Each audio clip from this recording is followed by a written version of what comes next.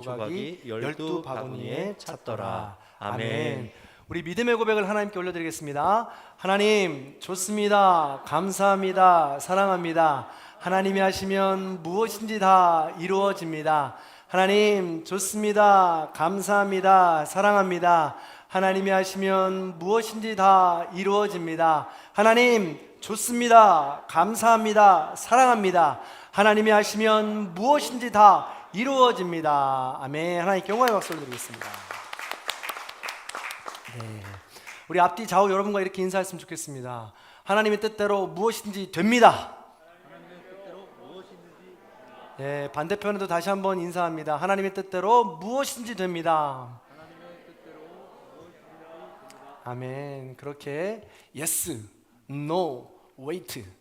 들어줄게. 아니야. 좀 기다려. 이 모든 것이 다 하나님의 뜻인 줄로 믿고 아멘으로 순종하여 받으시는 저와 여러분들 되시길 간절히 소망합니다. 아멘. 역사극은 유익하고 흥미롭습니다. 사극을 굉장히 좋아하는데요. 많은 인물을 이야기합니다만 그중 저에게 있어서는 단연 최고의 관심사 인물은 이방원입니다. 이방원. 지금 하는 태종 이방원은 제가 한 편도 보지 못했는데 어쨌든 역사극들을 보게 되면 앞으로든 뒤로든 인물 이야기할 때 꼭 등장하는 게 이방원인 것 같습니다. 어떤 드라마에서는 표독스럽고 잔인하기 그지없습니다. 또 어떤 드라마에서는 나라와 백성을 사랑하는 마음이 감동적입니다.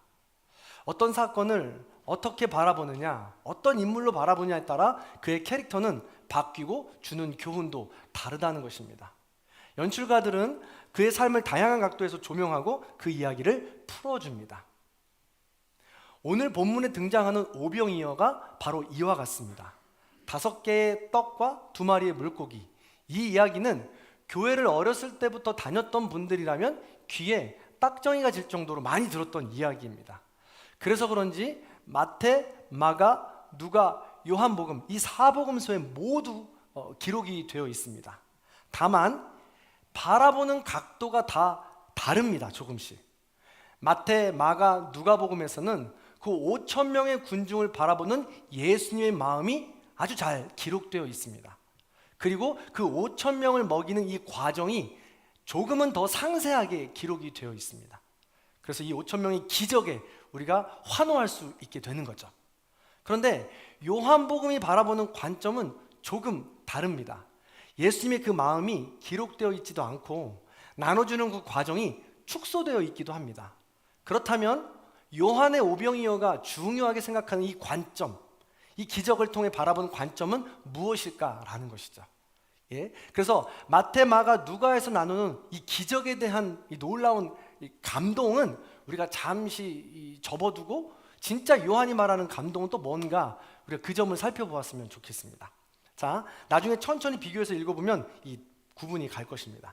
오병이어, 요한의 오병이어에서 가장 큰 특징은 바로 이것입니다. 자, 2절 말씀인데요. 한번 같이 읽어봅니다. 시작. 큰 무리가 따르니 이는 병자들에게 행하시는 표적을 보았음이로라. 아멘. 바로 표적입니다. 요한복음을 시작할 때 제가 말씀을 드린 적이 있죠. 표적이라는 단어를 굉장히 많이 쓰고 있습니다. 요한복음은 7가지의 표적으로 이루어졌다고 했습니다. 그래서 7은 완전수라고 그랬죠. 완전한 표적들로 이루어진 게 요한복음입니다. 이 표적에 가르치는 목적이 무엇입니까? 기적들을 통하여 가르치는 목적은 바로 예수님이 하나님의 아들이심을 증거하는 것입니다. 오병이어도 이런 표적 중에 하나죠. 다시 한번 이 표적은요 헬라어로 세메이온이라고 합니다. 한번 따라해 보실까요? 세메이온. 세메이온. 이 세메이온은 사인. 이 사인의 이 단어의 기원이 됩니다. 표시, 표징, 표적 그런 단어이죠. 가령 이렇습니다. 사인의 목적은 행동까지 드러나야 완성이 됩니다. 그냥 우리가 그 사인을 봤을 때 그런 거구나 라는 거에서 멈추는 게 아니라 그 표징, 사인의 목적은 그 사인을 보고 우리가 움직이는 게 목적이에요. 가령 예를 들면 이런 겁니다. 제가 정궁교회에서 지금 서울대학교 병원을 가고 싶습니다.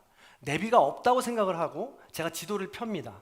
그리고 나는 이렇게 가야지 하고 계산을 하는데 오산 경부를 타고 갈 거야 라고 계산을 하다 보니까 가다 보니까 남사 인터체인지가 아직 뚫리지 않아서 상행선을 탈 수 없습니다. 그래서 오산 인터체인지 가서 경부를 타고 쭉 올라갈 겁니다. 그때까지 가서 이제 계속 제가 표지판을 보겠죠.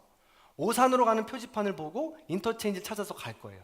그러면 인터체인지를 나가자마자 가장 먼저 발견하는 표지판 세메이온이 뭐냐면 바로 대전으로 내려갈 거냐 서울로 갈 거냐예요. 그래서 저는 그 표지판을 보고 서울을 선택하겠죠. 그리고 경부를 타고 서울을 올라갈 겁니다. 한참은 올라가니까 서울 인천으로 빠질 거냐 원주로 빠질 거냐 또다시 표지판이 나옵니다. 그럼 저는 어디를 택할까요? 양쪽 표지판을 제껴두고 서울을 택해서 계속해서 올라갈 겁니다. 그럼 헷갈리는 거죠. 그래서 서울 인터체인도 지나서 마지막으로 제가 하나 더 발견하게 되는 것은 성남 분당으로 빠질 거냐 아니면 서울 양재 한남으로 계속 올라갈 거냐 이 표지판을 보고 저는 서울을 결정하게 될 것입니다. 그렇습니다. 이렇게 표지판을 계속해서 보고 가다 보면 저는 남대문 남산인가요? 이 표지판까지 지나서 결국 서울대학교 병원을 도착하게 될 거예요. 표징, 세메이온의 목적이 바로 여기에 있다는 거예요. 이 표지판이 목적이 아니라 그 표지판을 보고 나의 움직이는 삶의 변화, 목적지까지 가게 되는 행동의 변화를 표적이라고 하는 것입니다. 표적의 목적이 바로 여기 있다는 거죠. 요한의 오병이어가 바로 이 역할입니다. 오병이어 이 사건은 표적이라고 했습니다. 서울로 가는 표지판이에요. 그래서 요한의 오병이어는 이 표지판에 집중하지 말라는 거예요. 오병이어는 이 표지판과 같다라는 것입니다. 사실은 서울로 도착해야 되는 그 이면에 목적이 따로 있다는 거예요. 그래서 요한의 오병이어 이것은 더 나은 목적이 따로 있으니까 그걸 발견해야 된다라고 지금 이야기하고 있는 것입니다. 자, 그렇다면 요한의 오병이어가 우리를 어디로 어떻게 안내하는지 무엇을 위해 안내하는지를 우리는 살펴볼 필요가 있습니다. 자, 요한의 오병이어가 우리를 안내하는 첫 번째 코스입니다. 5절입니다. 같이 한번 읽어볼까요? 5절입니다. 시작. 우리가 어디서 떡을 사서 이 사람들을 먹이겠느냐 하시니. 아멘. 그렇습니다. 첫 번째 코스 표지판이죠. 제가 첫 번째 표지판으로 이야기하는 것은 이 표지판을 서울이라고 생각하시고 머릿속에 두시고 한번 계속 말씀을 따라오시기 바랍니다. 자, 표적을 보고 따르는 사람이 5천 명이 훌쩍 넘었다고 했습니다. 주석가들에 따르면 그 당시에 사람들을 셀 때는 여자와 아이들은 잘 세지 않았어요. 그러다 보니까 장정만 5천 명이었을 거다라는 거죠. 그래서 짐짓 계산해 보면 총 10,000명 정도가 된다고 합니다. 타 복음서에 보면 저녁이 되었고 이렇게 많은 사람들이 기진했다고 기록되어 있어요. 이 사람들을 위해 예수님은 물으십니다. 떡을 어디서 구하면 좋겠는가? 라고 말이죠. 떡이 무엇일까요? 떡은 생명입니다. 배고픈 1만 명의 군중이 이 떡을 먹고 배고픔을 해결했습니다. 그러나 다음 끼가 되면 또 배가 고파집니다. 결국 우리는 살기 위해서 먹는 것이 아니라 죽기 위해 먹는 것인지도 모르겠습니다. 그런 의미에서 오병이어에 나오는 이 떡은 이 땅의 모든 먹는 것, 마시는 것, 우리 몸에 관한 것, 생명에 관한 것을 상징합니다. 자, 다시 한번요. 그러면 이 떡이 가리키는 것이 그럼 무엇일까요? 이 떡의 가장 큰 표적 사인 세메이온은 무엇일까요?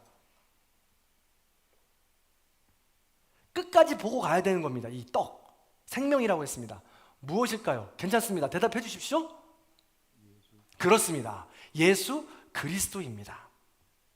예수는 생명의 떡입니다. 이 생명의 떡을 먹어야 우리는 영생을 얻을 수 있습니다. 그럼 예수 그리스도라는 생명의 떡을 어떻게 먹는 건가요? 우리는 예수 그리스도를 믿는 것입니다. 마음속에 모셔드리는 것이죠. 이걸 떡을 먹는 것이라고 할 수 있습니다. 요한복음 6장 35절에 보면 이렇게 기록되어 있습니다. 같이 읽습니다. 요한복음 6장 35절입니다. 시작. 예수께서 이르시되 나는 생명의 떡이니 내게 오는 자는 결코 줄이지 아니할 터이요 아멘. 나를 믿는 자는 영원히 목마르지 아니하리라. 아멘. 그렇습니다. 1코스 떡의 표적 이 목적은 표지판은 예수 그리스도인 거예요. 그래서 우리가 운전을 하고 출발할 때 끝까지 잊지 말아야 할 표적 중에 표지판 중에 하나가 바로 이 예수 그리스도인 겁니다. 중간에 다른 표지판이 잠깐 나온다 할지라도 그 중심의 표지판은 예수 그리스도인 것을 우리는 잊지 말아야 된다는 거예요. 자, 그렇다면 요한의 오병이의 표적이 우리를 안내하는 이 두 번째 코스는 무엇일까라는 겁니다. 자, 6절 말씀도 같이 한번 읽어보겠습니다. 읽습니다. 시작. 이렇게 말씀하심은 친히 어떻게 하실지를 아시고 빌립을 시험하고자 하심이라. 아멘. 그렇습니다. 우리가 서울이라는 표지판을 보고 갈 때 계속해서 길을 헷갈릴 수가 있습니다. 대전으로 가라고 하는데 서울로 가라고 하는데 이건 아주 큰 길로 잘 되어 있어서 망정인데 길이 막 세 갈래길, 네 갈래길로 되어 있는 경우가 있어요. 그러면 내비를 아무리 잘 봐도 아차 하는 순간 길을 한 차선 때문에 잘못 들 때가 있습니다. 그렇습니다. 마찬가지로 우리가 길을 걸어갈 때 예수 그리스도라는 표지판을 보고 갈 때에도 우리 삶에는 이런 시험이 있기 마련이라는 것입니다. 마련이라는 것이죠. 다시 한번 요한복음의 표적의 목적은 요한복음이 시작할 때 제가 말씀을 드렸습니다. 이 요한복음 20장 30절과 31절의 말씀을 기억해 보면 이 표적의 목적은 뭐냐면 예수님이 하나님의 아들이심을 증거하는 것입니다. 그리고 우리는 그것을 믿는 것이죠. 믿음입니다. 그래서 이것을 위해서 반드시 이 시험, 테스트가 필요하다는 것이죠.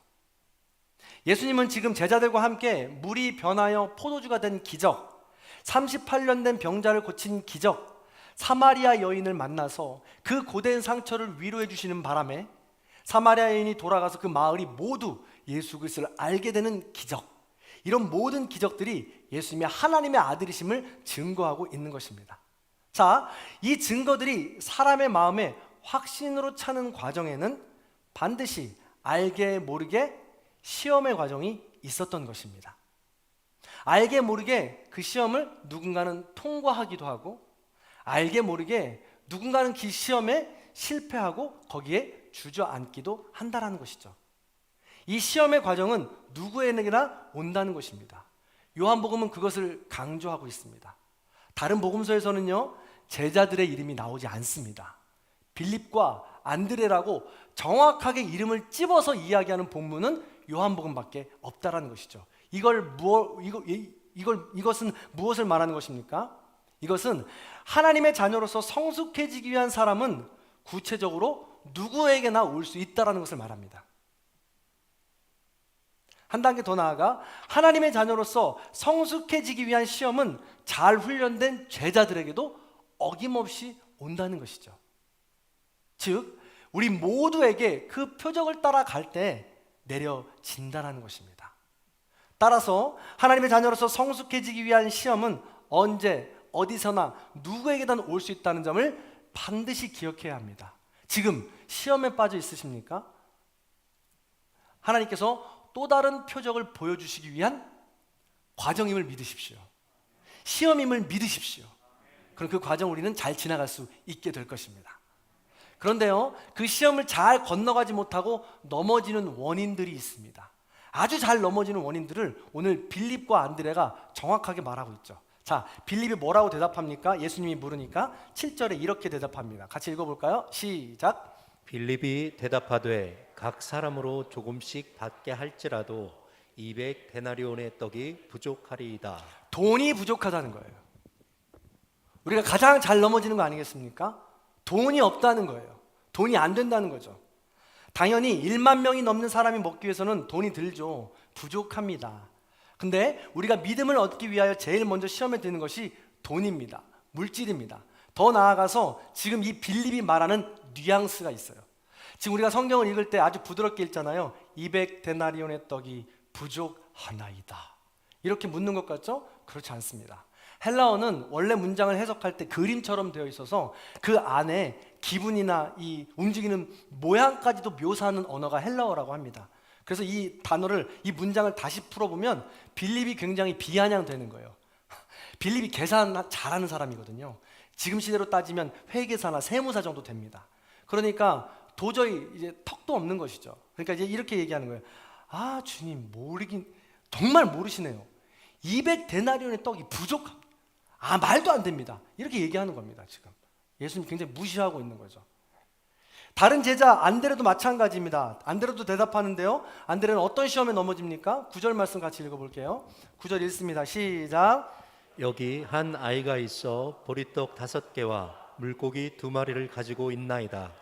그러나 이것이 그것이 이 이 많은 사람들에게 얼마나 되겠사옵나이까. 기껏해야 그게 얼마나 되겠어요. 아유, 경험이 없으셔서 모르시는 모양인데, 식당을 안 해보셔서 모르시는 모양인데, 이런 사람 이렇게 먹이려면 어떻게 준비해야 돼? 이만큼 드려야 됩니다 라고 지금 이야기하고 있는 거죠. 안 드려도 안 된다고 예수님을 무시하면서 지금 이야기하고 있는 것입니다. 어떻게 보면 무시하지 않더라도 굉장히 혼자 자주 섞인 목소리로 이야기하고 있는 것이죠. 이처럼 우리가 믿음을 얻기 위하여 드는 시험 중에 하나가 바로 능력이요 상식이며 경험입니다. 능력이 없으니까 안 돼. 상식적으로 그거 불가능해. 내가 경험해봤는데 절대 안 되더라고. 이것이 바로 이 시험을 이기지 못하게 하는, 우리 발목을 붙잡는 장애물이 된다는 것입니다. 이처럼 사람들은 경험, 상식, 능력 등을 봅니다. 바로 이런 점들이 믿음을 갖게 하는데 방해가 된다는 거예요. 그런데 사실 지금 빌립과 안드레의 반응이 정상적이에요. 일반적이에요. 저와 여러분도 그렇지 않겠습니까? 이 상황을 좀 상상해 보세요. 말도 안 되는 일이잖아요. 그러니까 빌립과 안드레가 이런 마음을 갖는 것은 지극히 정상적인 겁니다. 그런데요, 빌립과 안드레가 지금까지 예수님과 함께한 증인, 증거, 증언들이 있습니다. 그런 것들을 생각한다면 조금은 다른 모습을 보이지 않아야 되냐, 조금은 다른 모습을 보여야 되지 않겠느냐는 거죠. 네. 그렇죠? 마리아와 마르다를 예를 들어볼까요? 이래요. 마리아와 마르다 오라버니가 죽잖아요. 죽어서 슬픔에 빠져 있는데 예수님이 나흘이나 지나서 다 죽었는데 옵니다. 그때 마리아와 마르다가 한 말이 뭐냐면, 예수님 왜 이제 오셨습니까? 예수님께서 일찍 오셔서 우리 만나 주셨더라면 우리 오빠가 죽지 않았을 거예요. 최소한 빌립과 안드레가 이런 모습은 보였어야 된다는 것이죠. 예수님, 이 많은 사람이 먹기에는 돈도 없고 상황과 경험상으로 볼 땐 불가능하네요. 도저히 가능하지 않은데 지금까지 주신 은혜들을 기억해 보니 가능할 수도 있겠는데요. 혹시 방법이 있습니까? 말씀만 하시옵소서. 이런 반응을 보였어야죠. 이게 바로 시험을 통과하는 자의 자세가 아닐까요? 다시 말해서 오병이어에 나오는 빌립과 안드레의 사례를 통해 당시 제자들, 그리고 지금 저와 여러분의 영적 상태를 지적하고 있는 겁니다. 믿음 없는 영적 상태 말이죠. 시험은 말 그대로 시험입니다. 장애물입니다. 부담입니다. 거리낌입니다. 그래서 시험입니다. 그렇습니다. 여러분 앞에 시험이 다가왔다고 좌절하거나, 좌절할 수밖에 없죠. 그럼에도 불구하고 좌절하거나 낭망하거나 그 모든 것들을 외면해버리면, 하나님을 원망해버리면 그 시험 앞에서 주저앉는 것밖에 되지 않는다는 것이죠. 우리는 지금까지 나왔던 모든 시험의 그 장애물들 앞에서 다시 한 번 더 하나님을 바라보고 또 다른 이정표를 향해서 나아갈 필요가 있다는 것입니다. 이렇게 시험을 통해 믿음의 반석으로 안내하는 것이 바로 표적의 두 번째 코스입니다. 자, 그렇다면 세 번째 코스는 무엇일까? 자, 11절 말씀에 나와 있습니다. 함께 읽어보겠습니다. 시작. 예수께서 떡을 가져 축사하신 후에 앉아있는 자들에게 나눠주시고 물고기도 그렇게 그들의 원대로 주시니라. 아멘. 세 번째 코스는 기어이 응답입니다. 우리가 예수 그리스도라는 표적을 가지고 시험을 건너가다 보면 하나님께서 응답을 주신다는 거예요. 그럼 더 놀라운 건요, 예수 그리스도를 향해 가다 보면 시험에 들더라도 잘못 든다 할지라도 우리가 끝까지 포기만 하지 않는다면 하나님은 그때 우리에게 응답하신다는 사실입니다. 하나님께서, 우리 주님께서는 그걸 원하신다는 거예요. 나는 너에게 네가 바라는 것, 네가 가져야 된다는 것, 너에게 필요한 것 다 응답하고 싶다. 그게 나의 마음이다 라고 지금 말씀하고 있는 것입니다. 그냥 응답도 아닙니다. 오늘 말씀에 보니까, 마지막쯤에 보니까 뭐라고 되어 있습니까? 다 먹고 남았는데 얼마나 남았다고요? 12광주리가 남았다고 합니다. 성경에서 완전수를 뜻하는 숫자가 두 가지예요. 7과 12입니다. 12지파, 12제자, 12광주리 등등해서 나오는 거죠. 그래서 12광주리가 남았다는 것은 그만큼 풍성하고 완전한 응답을 내게 너에게 주길 원한다라는 뜻입니다. 그렇습니다. 이게 바로 표적의 목적입니다. 예수님이 주시는 영생의 축복은 이렇게 차고 넘치는 풍성한 축복, 완전한 축복인 것입니다. 자, 그렇다면 우린 여기서 궁금해야 하고 점검해야 합니다. 풍성하고 완전한 축복이 오병이어라는 표적의 최종 목적지인가? 라는 것이죠.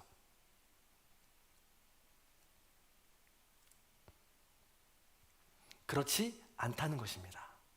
표적의 최종 목적지는 바로 예수 그리스도입니다. 우리가 예수 그리스도의 표적지를 보고 가고 있으니까요. 그런데 이 표적이 예수 그리스도인데 그걸 어떻게 할 수 있느냐? 내가 잘 갔는지 못 갔는지, 목적지에 도착하고 있는지, 그 길을 잘 가고 있는지 어떻게 할 수 있느냐? 그 증거는 바로 내 삶의 변화입니다. 존재의 변화라는 거예요. 그것을 위해서 크고 작은 표적들이 구슬이 꿰어지듯 우리의 삶을 이어주고 있는 것입니다. 지금 우리가 이 자리에 앉아 있는 것이 은혜요? 표적입니다. 지금까지 이렇게 살아온 것이 은혜요? 표적입니다. 그 삶을 인도하신 우리의 주인이 바로 하나님이요? 예수 그리스도이십니다. 이 고백으로 우리 존재의 변화가 최종 목적이며 풍성하고 완전한 최종 응답 목적이 된다는 것이죠. 계산만 하던 빌립은 지금의 프랑스까지 복음을 전하다가 십자가에 달려 순교했습니다. 우물쭈물대던 가능할까 우물쭈물대던 갸우뚱하던 안드레는요, 아가야에서 복음을 전하다가 X자 십자가에 달려 순교를 당했습니다. 될까? 이게 가능할까? 믿음이 부족하던 그들은 예수 그리스도라는 표적판을 따라 끝까지 가다 보니 삶의 완전한 존재의 변화를 이루어 완전한 믿음이라는 순교자의 자리까지 가게 되었다는 것입니다. 그렇습니다. 이 표적의 목적은, 오병이어 표적의 목적은 다름이 아니라 내 삶의 변화입니다. 주님께서 그 표적을 보고 원하시는 것은 내 삶의 변화인 것입니다. 우리의 건강을 낫게 하는 표적이, 목적이 무엇입니까? 내 속사람의 변화입니다. 우리가 가진 물질 때문에 고생하는데 그 물질을 채워주시는 표적이 왜 있습니까? 내 속사람의 변화인 겁니다. 우리 관계의 시험이 지금 왜 옵니까? 그것이 어떻게 풀려나가는 과정, 표적이 어떻게 일어나는 겁니까? 목적이 무엇입니까? 내 삶의 변화가 최종 목적인 것입니다. 사랑의 존재로 변화되는 것, 그것이 바로 표적의 진짜 목적이라는 것이죠. 그것이 바로 우리 운행의 가장 안전하고 완전한 이 최종 목적지가 된다는 것입니다. 사랑하는 성도 여러분, 이 말씀을 정리하겠습니다. 지난주의 말씀과 이어서 한번 생각해 보시기 바랍니다. 하나님의 말할 수 없는 은혜는 증인, 증언, 증거가 차고 넘치는 것입니다. 따지고 보면 그 증인, 증언, 증거가 표적입니다. 도저히 그 순간은 내가 이겨나갈 수 없고 벗어날 수 없을 것 같았던 그 힘들고 어렵고 외로운 순간에 가족이 있었습니다. 친구가 있었고요. 하나님께서 그들을 통해서 우리를 일어나게 하셨습니다. 또 교회를 보내주시고 성도들 통해 우리를 새롭게 일어나게 하셨죠. 이런 것뿐이 아니라 우리가 힘들고 어려울 때 바라고 원하는 것들, 새 생명, 물질, 가족들, 배우자들, 취업들, 이 모든 것들이 따지고 보면 기적입니다. 근데 이 모든 기적의 목적이 무엇이냐? 나의 속 사람의 변화라는 거예요. 근데 우리 사람들은 어떻습니까? 그때 받은 은혜는 금방 잊어버립니다. 그 표적을 기억하지 못한다는 거예요. 우리 속 사람은 제자리인데 말이죠. 그럼에도 불구하고 좌절하지 마십시다. 왜요? 하나님께서는 지금도 우리를 포기하지 않으시고 또 다른 표적을 준비해 놓고 계시기 때문에 그렇습니다. 그래서 그 의미를 깨닫고 우리는 조금 더 성숙한 자리로 나아가게 되는 것이죠. 예수님을 닮아가는 인생을 살아가게 되는 것이죠. 사랑하는 성도 여러분, 표적만을 구하지 마십시오. 표적의 본질을 깨달아 자신의 존재의 변화를 꿈꾸시기 바랍니다. 사건, 사고, 표적이 전부가 아닙니다. 여러분에게 그만큼 어려운 고난이, 시험이 닥치는 것은 그만큼 성숙하셨기 때문입니다. 그만큼 목적지까지 많이 오셨기 때문에 그렇습니다. 그래서 그 시험을 주시는 거예요. 성준아, 괜찮아. 이 시험도 한번 이겨보자. 조금 더 존재의 변화를 맛보자. 살아있는 동안 천국을, 세상에 줄 수 없는 평안함을 맛보자 하고 주시는 시험이라는 거예요. 마지막으로 한 가지 이야기를 해드리고 마치려고 합니다. 한국 컴패션의 이 서정인 목사님의 간증입니다. 이 컴패션은요, 전 세계 결연 아동을 위해 후원하고 1대1로 묶어주는 국제 어린이 기구입니다. 어느 날 병원에서 이 목사님께 연락이 왔습니다. 백혈병을 앓고 있는 여자아이가 있는데 골수 이식을 해줄 수 있느냐는 것이죠. 이미 목사님은 그 전에 혈액을 등록해 놓았고 골수 이식이나 장기 기증 같은 것들을 이미 서명해 놓은 상태였습니다. 그래서 병원에서 이미 이 목사님의 혈액을 가지고 골수가 맞는지를 모두 다 검사했습니다. 그랬더니 다행히 맞는다는 것이죠. 그래서 목사님은 골수 이식 수술을 해야 되었던 것입니다. 이 소식을 듣고 집에서 아내에게 물었습니다. 자기야, 나 이렇게 왔는데 수술해야 될까? 막상 한다니까 약간 두려웠거든요. 해야 될까? 라고 했더니 아내는 단호박이었어요. 당연하지, 약속한 건데 해야지. 그래서 앞뒤를 재지 않고 그냥 해야 된다니까, 약속한 거니까, 또 자신의 지위가 있으니까 해야지 하고 결정하고 수술을 한 거예요. 그런데 이 수술을 받는 동안에 의료 사고가 납니다. 그래서 아주 어려운 시간을 보내게 되고 정신을 잃을 정도의 혼수 상태까지 빠지게 돼요. 근데 정말 위험한 순간이 있었는데 그 시간을 잘 넘겨서 결국 수술은 잘 되게 됩니다. 그리고 그 아이도 병이 낫게 되는 거죠. 골수 이식을 완전하게 잘 해서 말이죠. 그런데요, 5개월이 지났는데 병원에서 다시 전화가 왔습니다. 이 아이의 백혈병이 재발되었다는 거예요. 그런데 병원에서 설명하기를 이 골수 이식을 받았던 사람은, 했던 사람은, 이 매칭이 됐던 사람은 다른 사람과 매칭이 될 수 없다고 합니다.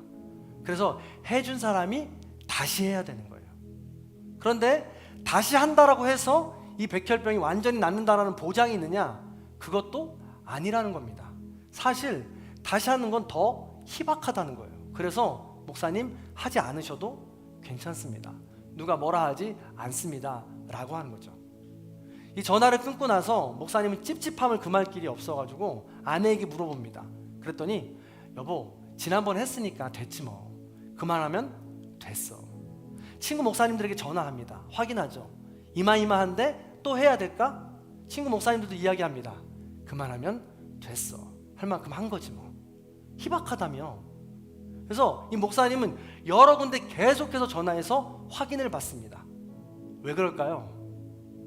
나는 할 만큼 했다라는 이 위안감, 또 안정감, 자기 정당화를 찾기 위해서였다라고 목사님은 고백합니다. 그래서 그렇게 한동안 시간을 보내고 있는데 에콰도르로 하루는 이제 비전 트립을 떠날 때가 있었습니다. 그곳에서 어떤 장로님을 만나는데, 장로님을 만나서 또다시 확인받고 싶어서 만난 사람들한테마다 지금 물어보는 거예요. 그 장로님한테 물어본 거예요. 이마저마한데 장로님, 저 수술 받아야 되겠습니까? 해야 되겠습니까? 그래서 이 목사님은 에이, 그만하면 됐죠 라는 대답을 기다리는데 이 장로님이 해드려야죠. 목사님, 할 수 있으면 해드려야죠 라고 대답을 하더라는 거예요. 그래서 목사님 다시 묻습니다. 아니 목사님, 이마저마해서 저차 해서 이렇게 해서 제가 할 만큼 다 했는데 그래도 해야 됩니까?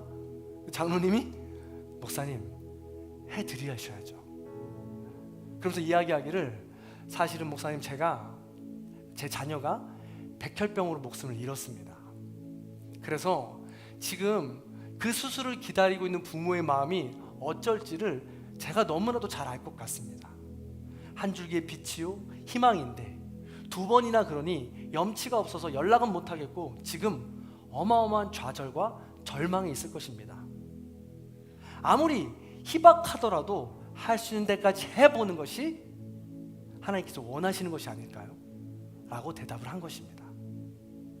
이 이야기를 듣고 다른 대답을 들었으니 목사님이 너무 힘이 들어서 호텔방에 돌아가서 밤새도록 기도하는데 눈물만 나오더라는 거예요. 원망만 나오더라는 겁니다. 할 만큼 했는데 이렇게 내가 해야 되느냐는 것이죠. 수술할 때 또 사고가 나지 않는 법이 어디 있습니까? 그 트라우마가 잠시 몰려오는 겁니다. 그 아픔이 몰려오는 거죠. 그리고 1%밖에 안 된다는데, 희박하다는데 그게 가능하다는 겁니까? 안 해도 되지 않습니까? 라고 이야기하는 거죠. 그런데 그 순간 하나님께서 주시는 음성이 있더라는 거죠. 아들아, 만약에 그 자녀가 너의 딸이었다면 어떻게 할래? 1%라는 아주 희박한 가능성이라도 너 안 할래? 이런 음성이 들더라는 거예요. 그러니까 안 할 수 없잖아요. 그래서 목사님은 다시 병원에 전화해서 수술을 받기로 하고 날짜를 잡습니다. 여기까지도 이 목사님 볼 때 굉장히 훌륭하지 않습니까? 그런데 이 목사님이 이 부모에게 편지를 쓰는 거예요. 뭐라고 쓰냐면, 내가 지금까지 처음에 수술을 받았던 이유가 나의 지위와 명예, 그리고 주변에서 떠밀려서 했던 것 같습니다. 나의 순수하지 못했던 의도를 부끄럽습니다. 용서해 주세요. 그리고 지금 내가 수술을 안 하려고 이렇게 발버둥 치고 있었는데 급기야 이렇게 할 수밖에 없게 되는 일이 벌어지고 말았습니다. 하고 미안하다면서 부모에게 편지를 쓴 거예요. 이 편지를 쓸 의무가 있을까요? 굳이 쓰지 않아도 됩니다. 나는 할 만큼 한 거고 수술을 하면 감지덕지 감사해야죠. 근데 이 목사님은 자기 내면에 있는 나를 철저하게 드러내면서 하나님 앞에 내어놓은 겁니다. 남이 모를 거라고 하는 그 마음까지도 주님 앞에 내려놓고 더 성숙한 자리로, 변화의 자리로 자기 자신을 지금 내어놓고 있는 것이죠.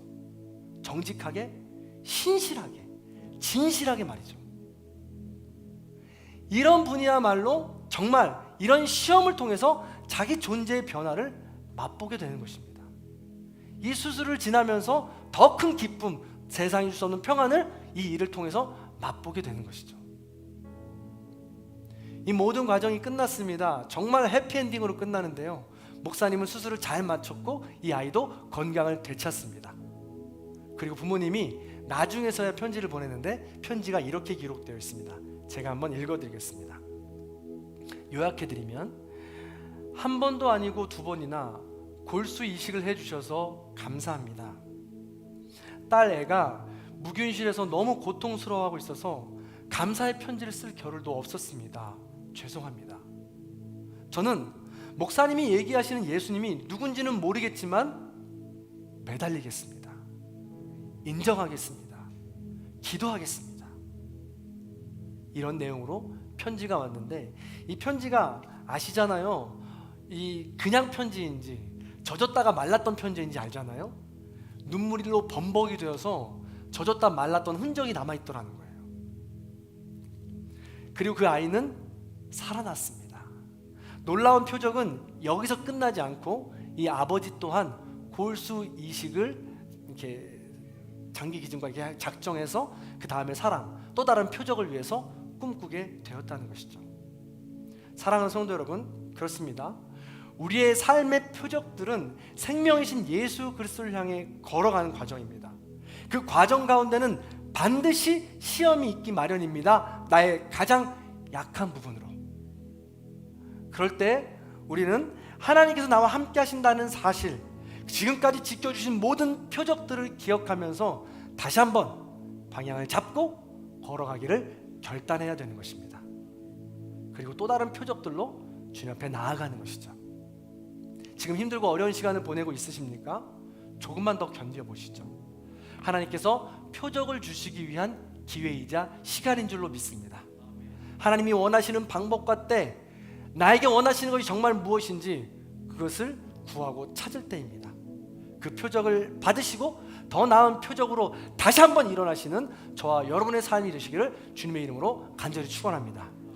마지막으로 이 찬양을 나눌 때 가사를 잘 기억했으면 찬양했으면 좋겠습니다. 자, 이 찬양의 가사 중에 불가능한 일을 행하셨다고 했습니다. 우리의 돈, 관계, 모든 것들 다 불가능한 일이지만 가장 불가능한 일은 내가 변하는 겁니다. 그 일까지도 주님께서 깊은 데로 나오면 치유해 주시겠다고 약속하시는 거예요. 그 마음을 담아서 우리 고백하며 나아가겠습니다. 전능하신 나의 주 하나님, 능치 못하실 전혀 없습니다.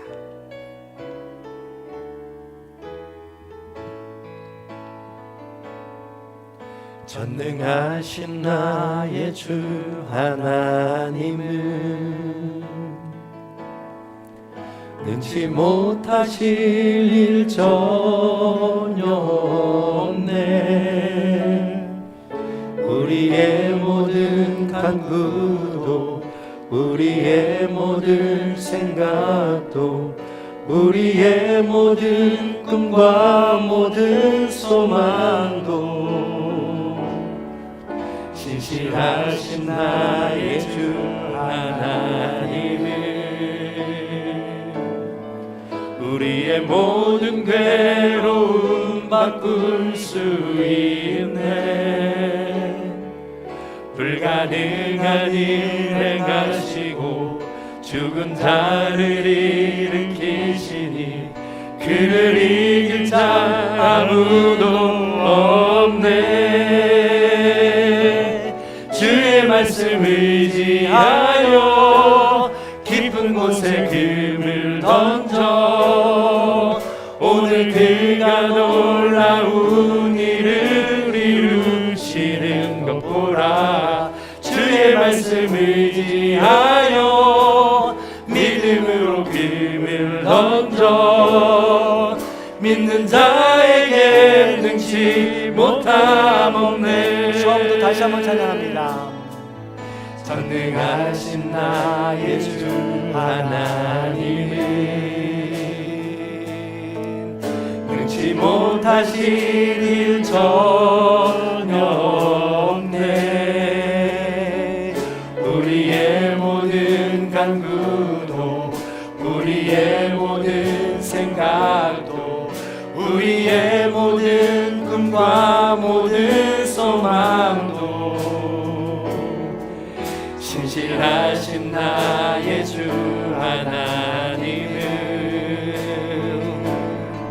우리의 모든 괴로움 바꿀 수 있네. 불가능한 일 행하시고 죽은 자를 일으키시니 그를 이길 자 아무도 없네. 주의 말씀 의지하여 깊은 곳에 금을 던져 오늘 그가 놀라운 일을 이루시는 주의 말씀 의지하여 주의 말씀 의지하여 금을 던져 믿는 자에게 능치 한 번 더 찬양합니다. 못함 없네. 주의 말씀 의지하여 주의 말씀 의지하여 깊은 곳에 금을 던져 오늘 그가 놀라운 일을 이루시는 것 보라. 주의 말씀 의지하여 믿음으로 금을 던져 믿는 자에게 믿음으로 다시 한번 고백합니다. 두 손 들고 주의 말씀 의지하여 주의 말씀 의지하여 깊은 곳에 금을 던져 오늘 그가 놀라운 일을 이루신 것 보라. 놀라운 일을 이루시는 것 보라. 주의 말씀 의지하여 믿음으로 금을 던져 믿는 자에게 능치 못함 없네. 주의 말씀 의지하여 믿음으로 금을 던져 오늘 그가 놀라운 일을 이루시는 것 보라. 주의 말씀 의지하여 믿음으로 금을 던져 믿는 자에게 능치 못함 없네. 아멘. 함께 이 시간 가슴에 손을 얹고 두 눈을 감고 조용히 기도하겠습니다. 주님께서 지금까지 보여주신 증인, 증언, 증거, 표적들이 어마어마할진데 우리가 그 당시 정말 반짝 기뻐하고 반짝 감사하고 그것을 잃어버리고 살아갑니다. 또다시 방향을 잃어버리고 언제 그랬냐는 듯이 좌절하고 절망하며 불평하고 원망하며 살아갑니다. 주님, 그런 우리를 용서하여 주시고 불쌍히 여겨 주옵소서. 이런 모든 은혜와 표적의 목적은 우리 삶의 변화인 줄로 믿습니다. 여전히 변하지 못하는 나를 포기하지 않으시고 또 다른 표적으로 준비하고 계신 그 놀라운 은혜를 우리가 사모하며 주님께 나아갈 수 있도록 도와주시옵소서. 우리 그런 마음 가지고 잠시 기도합니다. 내 자신의 존재 변화를 위해서, 사랑의 존재로 변화를 위해서 깊은 곳까지 나아가게 하여 주시옵소서. 우리의 가족들 위해서도 기도합니다. 사랑하는 남편과 아내를 위해서, 우리의 자녀들 위해서도 함께 기도하며 영적인 가족, 우리 모든 성도님들 위해서도 함께 기도하겠습니다. 우리 잠시 말씀을 기억하며 조용히 기도하겠습니다. 주님,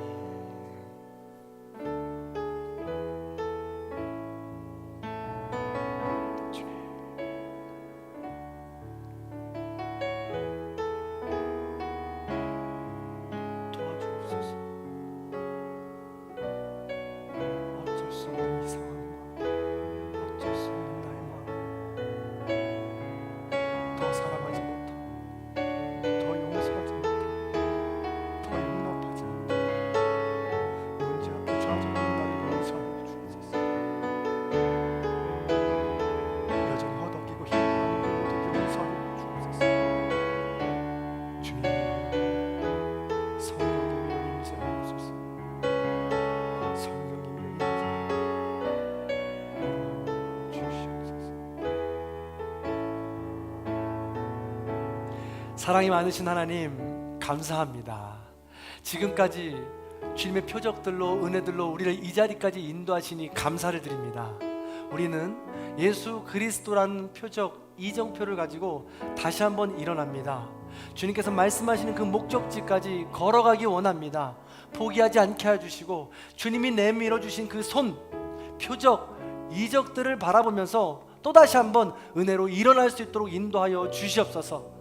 우리는 그것을 바라보지 못하고 포기하거나 금방 좌절하여 절망하여 불평하고 불만하지만 주님께서는 그럼에도 불구하고 우리를 찾아와 주시고 다시금 일어나라고 용기를 북돋아 주십니다.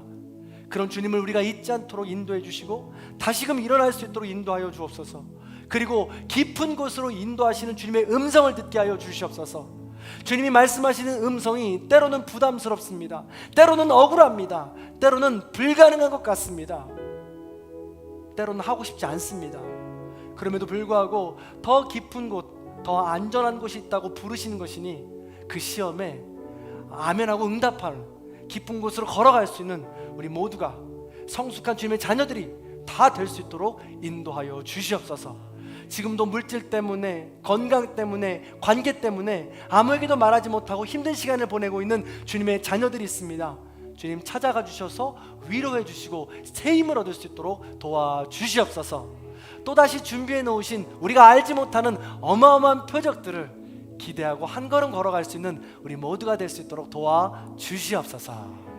지금은 우리 주 예수 그리스도의 은혜와 하나님 아버지의 극진하신 사랑과 성령님의 감화감동 교통하심의 역사가 지금까지 지켜주신 은혜에 감사하며 앞으로 보여주실 또 다른 은혜를 소망하며 다시금 일어나기를 결단하고 소망하는 우리 모든 성도님들 머리 위에, 원근 각지에 터져 있는 자녀들과 부모님들 위에, 이 나라 이 민족 위에, 질병으로 인하여 어려운 시간을 보내고 있는 우리 모든 환들 위에 이제로부터 영원토록 함께 하시기를 간절히 축원하옵나이다. 아멘.